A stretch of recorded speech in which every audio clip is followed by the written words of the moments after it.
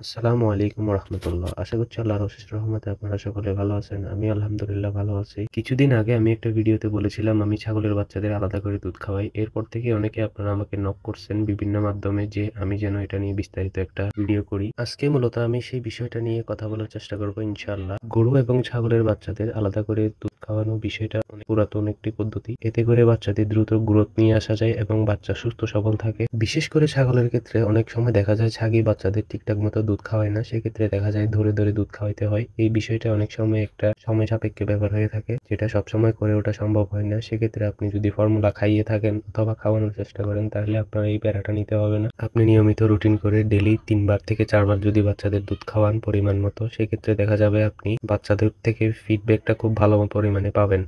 আমি মূলত ছাগলের বাচ্চাদের দিনে 4 বার থেকে 5 বার দুধ খাওয়ানোর চেষ্টা করি। পরিমাণের বিষয়টা হচ্ছে 12 চা চামচ প্রতি লিটারে দেওয়ার কথা থাকলেও আমি সচরাচর দিয়ে থাকি 10 চা চামচ। দুধটাকে একটু পাতলা খাওয়াতে পারলেই ভালো হয়, ফিডব্যাকটা ভালো আসে। অতিরিক্ত গাঢ় অথবা ঘন হলে সেক্ষেত্রে দেখা যায় বাচ্চারা পাতলা পায়খানা করে, সেটা থেকে মুক্তি পাওয়ার জন্য দুধটা একটু পাতলা হওয়াটাই বেটার। আমি যে দুধটা খাইয়ে থাকি তার ছবি আমি স্ক্রিনে দিয়ে দিচ্ছি, ওখান থেকে আপনারা সংগ্রহ করে নেবেন। আর ভিডিওটা ভালো লাগলে অবশ্যই একটা লাইক দিবেন। আপনারা যদি আমার ভিডিওটা ফেসবুক থেকে দেখে থাকেন তাহলে অবশ্যই আমার পেজটি ফলো করবেন, আর ইউটিউব থেকে দেখে থাকলে সাবস্ক্রাইব করে পাশে থাকা বেল আইকনটি বাজিয়ে দিবেন, যাতে আমি পরবর্তীতে কোনো ভিডিও আপলোড করলে আপনার কাছে সাথে সাথে নোটিফিকেশন চলে যায়। ভিডিওটা দেখার জন্য অসংখ্য ধন্যবাদ। আসসালামু আলাইকুম রহমতুল্লাহ।